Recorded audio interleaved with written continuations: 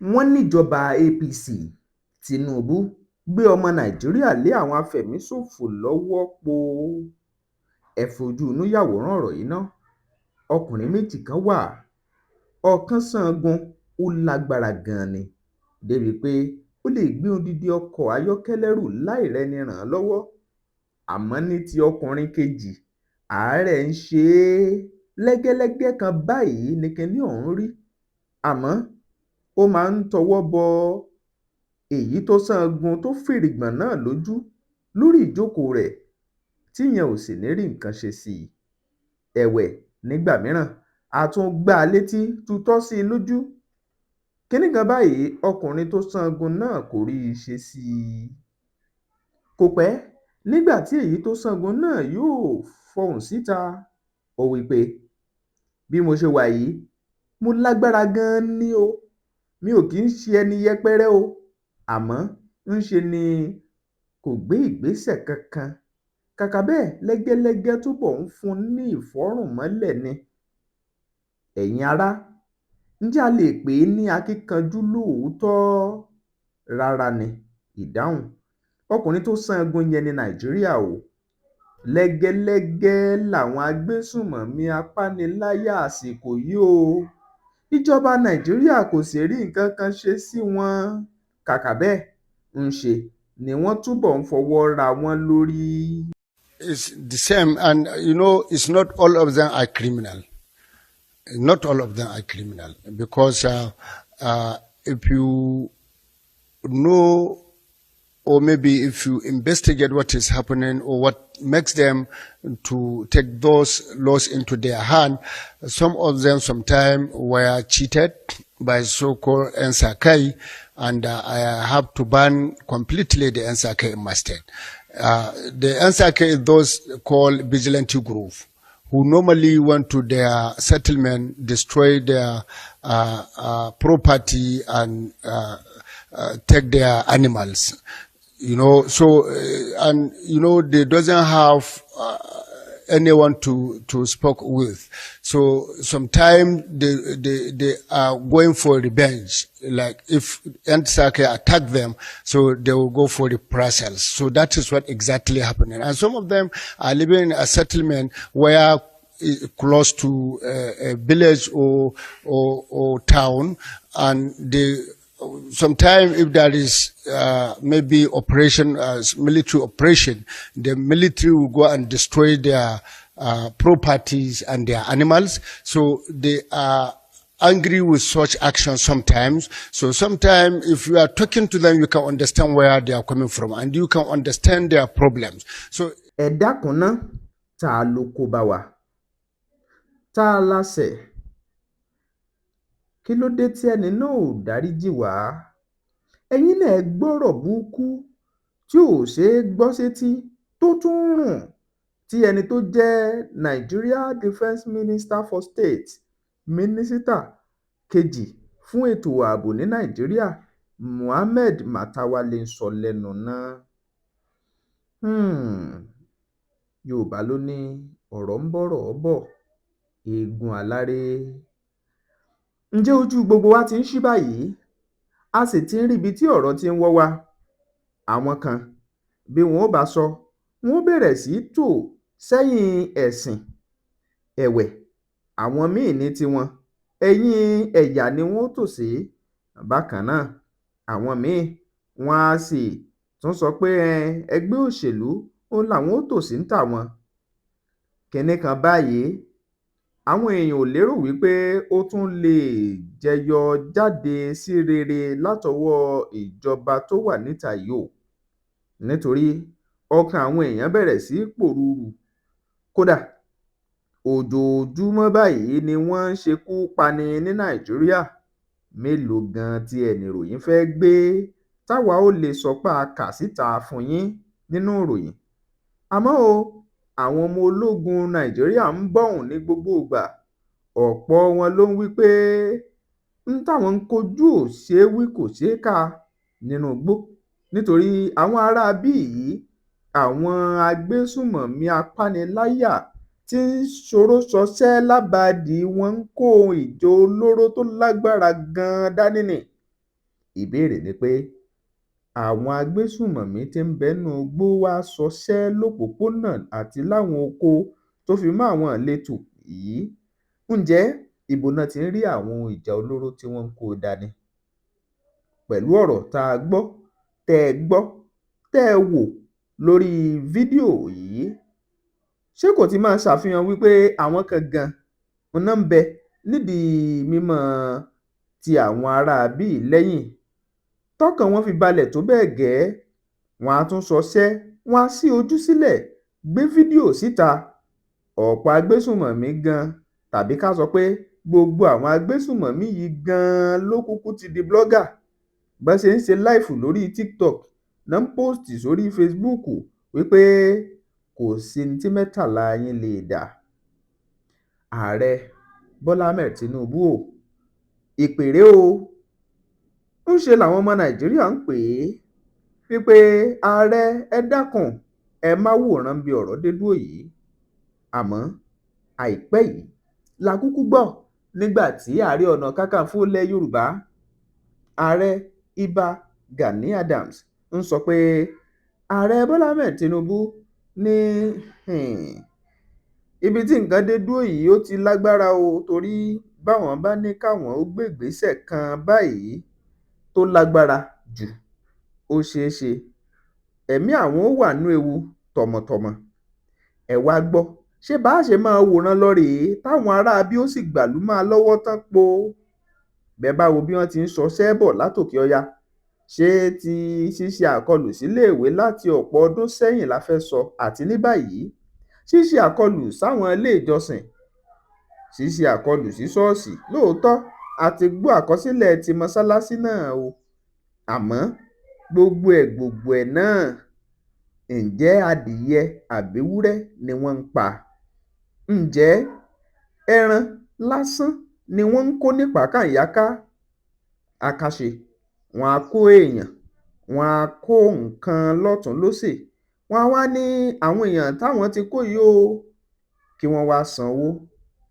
Bí wọn ò bá dákọ̀ owó kékeré, ṣebí ìbá tiẹ̀ tún dáa làwọn kan ń wí, bó tiẹ̀ jẹ́ pé àtowó kínkín, àtowó kékeré, àtowó ńlá, èwo gan ló tọ́ kéèyàn máa san fáwọn aráabí?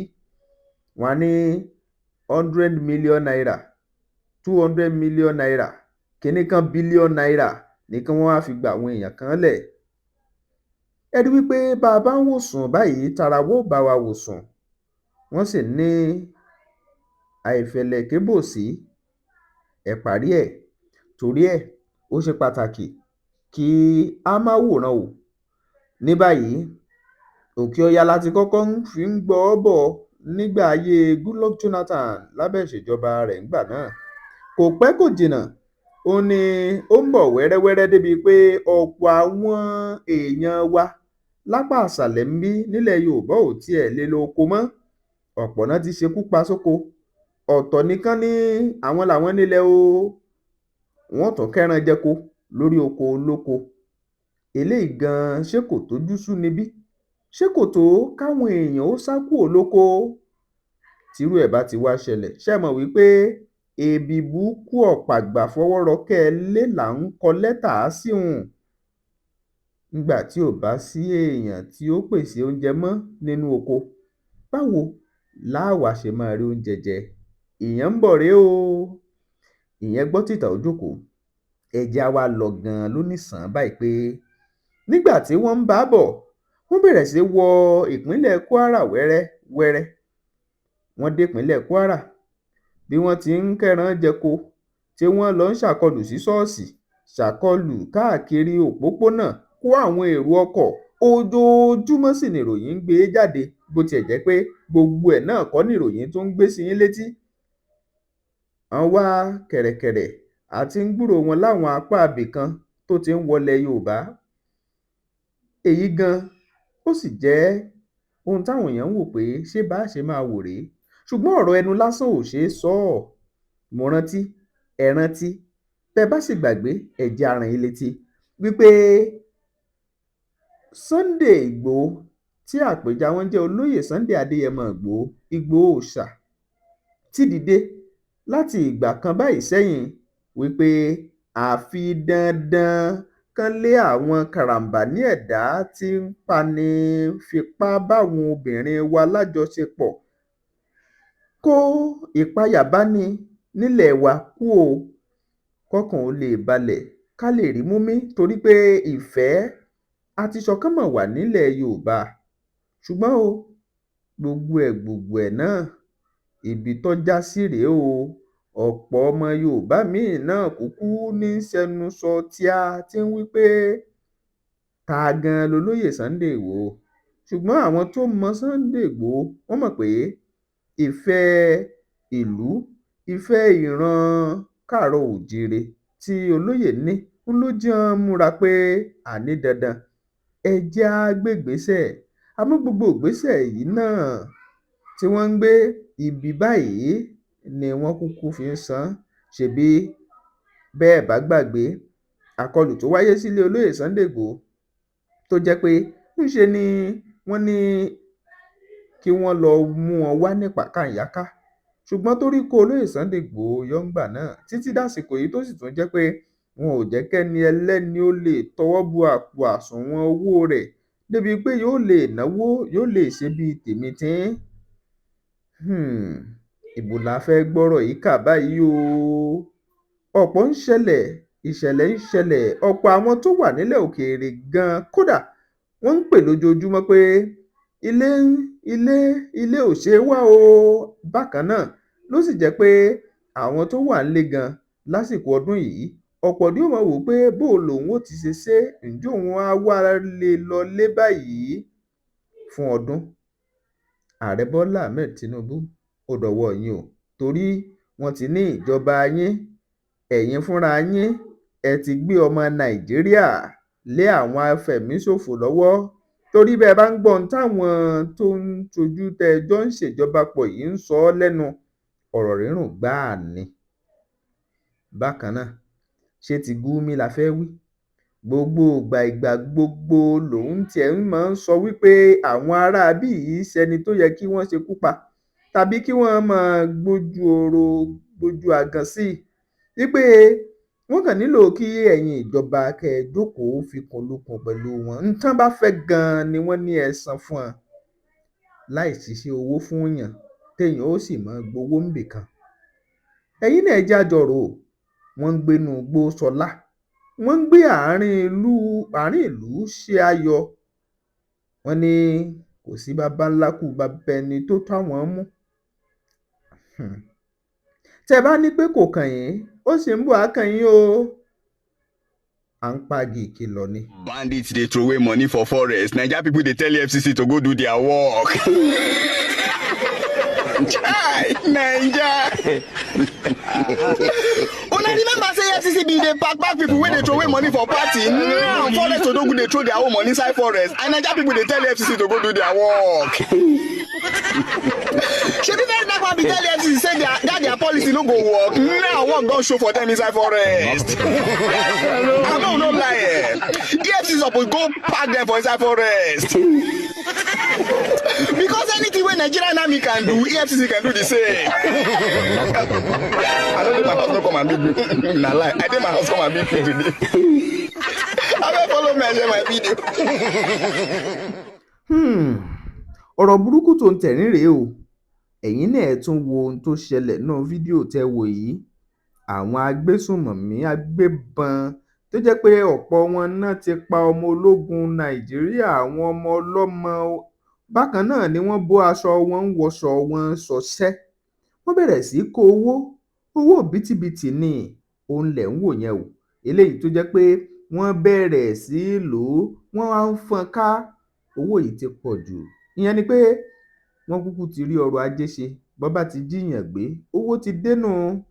Irú àwọn tí Gumi ń sọ pé kíjọba ó máa kówó fún rèé, kán fikùnlukùn pẹ̀lú wọn, kán jọ sọ̀rọ̀ pọ̀.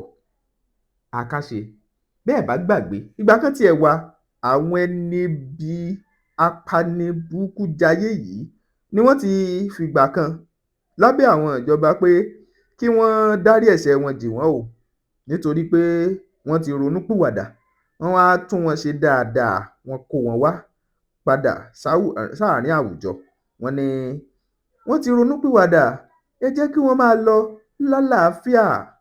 Ẹ sọ fún mi, ẹni tó jẹ́ pé ó farabalẹ̀ dájú, amúyàn amúdùbúlẹ̀, a gbé ọ̀bẹ sírú ẹni bẹ́ẹ̀ lọ́rùn, a sì á máa pariwo pé Allahu Akbar.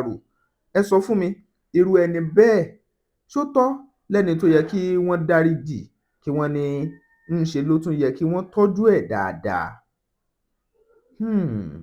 Ǹjẹ́ ààrẹ Tinubu ṣe é ṣe mọ tó kù láti tún ṣe báyìí? Àwọn èèyàn sì ń retí ìgbésẹ̀ tẹ́ gbé lórí ọ̀rọ̀ tó wà nílẹ̀ yìí nítorí pé bí wọ́n ti ń pani tí wọ́n ń ṣòro ṣọṣẹ́ lójoojúmọ́, bí wọ́n ti ń dá ọkọ̀ ayọ́kẹ́lẹ́ dúró, náà ń dá ọkọ̀ èrò dúró, ni wọ́n ń jí ọ̀pọ̀ gbé tí wọ́n sì ń ṣekú pa ọ̀pọ̀lọpọ̀. Wọ́n ní bá a ti fi ń joyè tẹ́ wà lórí ipò, àwọn èèyàn ń retí iṣẹ́ tẹ́ ẹ ṣe, torí ń tá a bá ṣe lónìí wọ́n ní ìtàn ọ̀la ni o. Gbogbo àwọn tó ń sọ̀rọ̀ tó ń yọnu ṣọṣọṣọ lábẹ́ ìṣèjọba yín tí wọ́n wí pé èèyàn dáadáa làwọn agbésùnmọ̀mí agbébọn yìí, ẹ wá nǹkan ṣe o. Àwọn aráàlú sì ń retí, wọ́n fẹ́ rí ìgbésẹ̀ yín. Bó bá jẹ́ pé ká gbàdúrà lórílẹ̀‐èdè yìí, ilẹ̀ yìí ń gbìyànjú náà, ṣùgbọ́n àdúrà ti pọ̀pọ̀pọ̀, ilẹ̀ ti kún, ìgbésẹ̀ mọ́ ló kù. Àwọn kan ní bóyá kí wọ́n tiẹ̀ fààyè gba ààrẹ Amẹ́ríkà láti tètè máa bọ̀ kó wá ranlẹ̀ lọ́wọ́. Bẹ́ẹ̀ làwọn kan ní rárá, àwọn ò nílò wọn, torí pé oore tán fẹ́ ṣe, oore ẹ̀dẹ̀ lásán ni, oore tí ó tún fi ni sínú ìyọnu ni. Ṣùgbọ́n èyí ò wò jẹ́, ìgbésẹ̀ ìjọba la fẹ́ rí. Ìjọba ṣé ẹ̀ tún lágbára mọ́ ni? Ìbéèrè ni torí ẹ̀yin lẹ làwọn ọmọ ogun, ẹ̀yin lẹ lè sọ pé báyìí ni wọ́n ṣe. Ṣùgbọ́n ẹ gbé àwọn ìgbésẹ̀. Àti gbọ́, àti rí ọ̀pọ̀ tó sọ pé báwọn ṣe wà nínú iṣẹ́ ológun, àwọn lágbára láti kojú àwọn ará bí. Ṣùgbọ́n nígbà tó sì jẹ́ pé bí wọ́n bá ti sọ pé kí wọ́n lọ gbé ìgbésẹ̀ kan, àwọn ọ̀gá kan ni ó tún pè wọ́n padà pé ó yẹ ẹ tún ṣe báyìí, ẹ má tún ṣe báyìí, tó fi jẹ́ pé apá àwọn òfin wá ń ká àwọn ará bí. Aṣọ yìí àdúró náà Tóbi Fásùgbà fún Bembeyeke TV. Ẹ̀yin èèyàn lù ú, ẹ jẹ́ á wá nǹkan ṣe lásìkò yìí. Ẹ máa wò ó, ẹ máa pín, ẹ lọ sójú òpó ìfi èrò ẹni hàn sí, ẹ já mèrò yín, kẹ́ ẹ sì tún share ẹ̀ fáwọn ẹlòmíì. Ẹ̀yin èèyàn wa nílé lóko, orúkọ mi ni Tóyọ̀sí Adésànyà, òṣèré orí ìtàgé ni mí. Bembeyeke TV, ẹ máa wò ó ta lẹ́nu. Kí lẹ̀ ń fẹ́ tẹ́ ẹ̀ bá ń bẹ̀? Ṣé current affairs ni? Àwọn nǹkan tó ń ṣẹlẹ̀ pẹ̀lú ìgbàlódé, bí gbogbo nǹkan ṣe ń lọ sí, àṣà àti ìṣe, Bembeyeke TV ni mo endorse ẹ̀.